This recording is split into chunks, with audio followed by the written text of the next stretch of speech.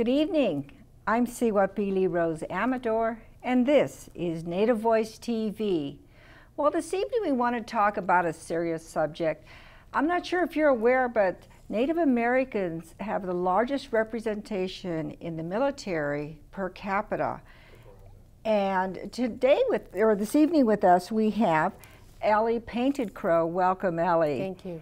And Eli is a 20-year veteran of the Army. Yes. What was your experience like, Eli? Well, for the most part, I learned a lot, and I did get to travel. It was during my last 2 years that I really had some real awakenings, and it was during a tour in Iraq. Why did you join? I joined because I was a single parent and really didn't have a lot of education, and I really wanted to make something of myself, and I thought that that would be a very good way to be able to not only be an example for my sons, but to help me get out of poverty, to help me get out of the situation that I was in. And it also brought honor to my family, so there was a few reasons for joining. Now, when you joined, the war wasn't on. No. We weren't at war. So you initially joined to get an education, and then you extended your...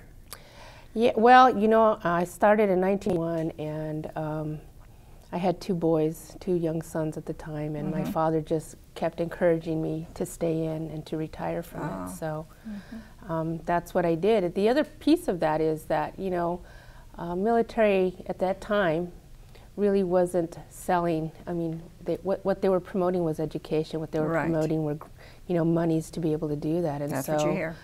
I think young people forget that the military is in the business of killing people, which is what I was told, actually, in one of my schools that I attended. And I never forgot that statement, because you could be a clerk, you could be, you know, a phone person, you could be a secretary, but the bottom line is when things happen, you have to pick up your weapon and you have to be able to fire it against another human being. That's the bottom line. Yeah. So you went to Iraq. How long were you there? Yeah. I was there 6 months. What was that experience like? Well, you know, it was really interesting because I'd never ever dealt with what I dealt with over there.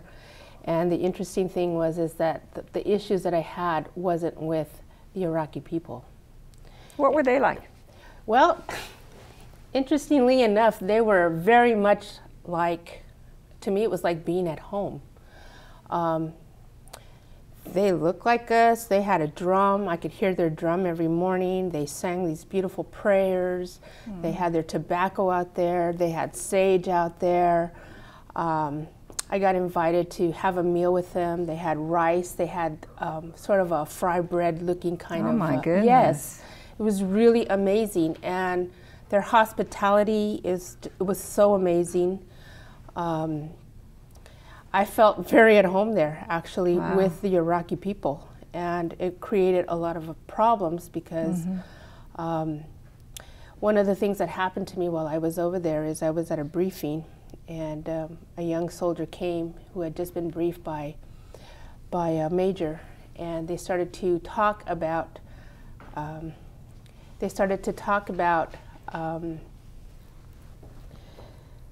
the briefing, and what they were saying is they were talking about enemy territory, and they called enemy territory Indian country. Indian country? Indian country, yes. And yeah, so I was very shocked. Here I am sitting in a uniform. Here I am part of this briefing. Here I am doing my duty as an American, you know, so they say. And they're calling enemy territory Indian country, and I almost went off on the person that was saying that, but there was a colonel who actually stood up and told that young soldier that he was to never say that again.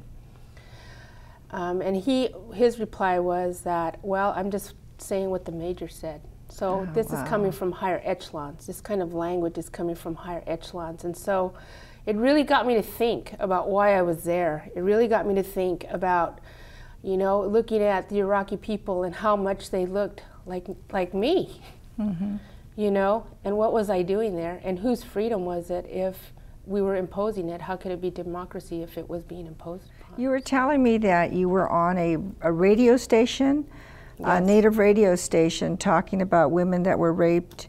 Would you tell us about that story? Sure.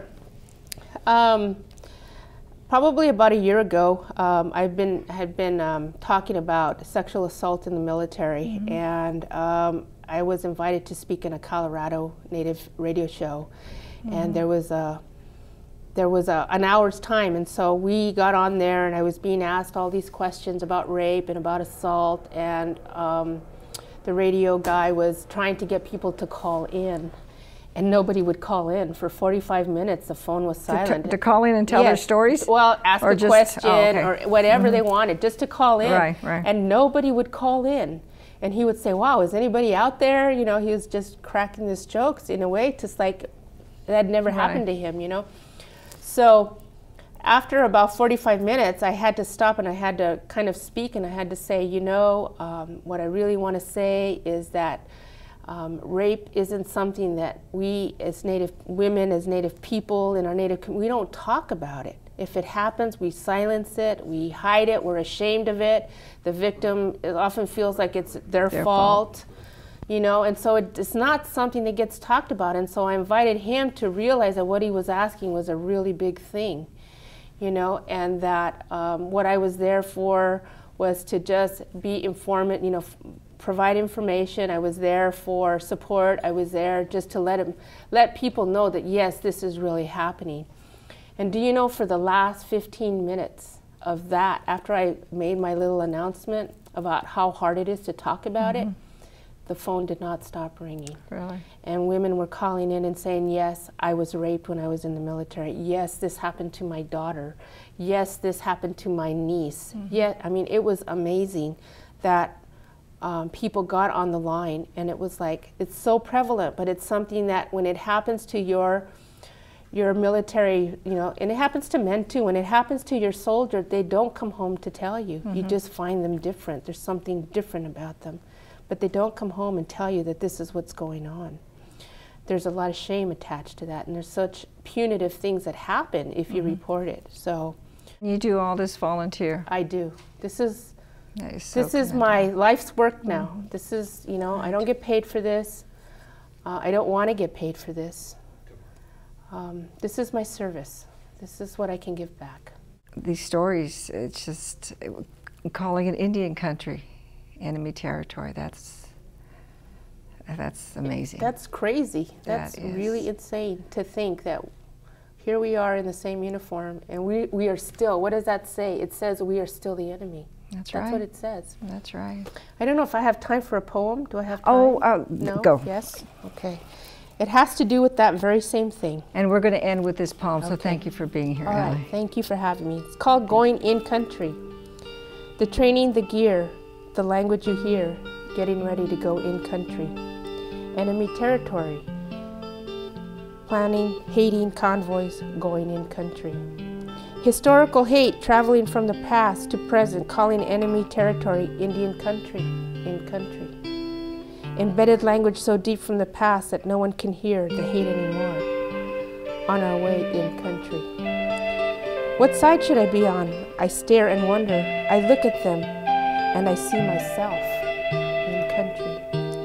Their brown skin matches mine, their drum, their smoke, their sage and the songs.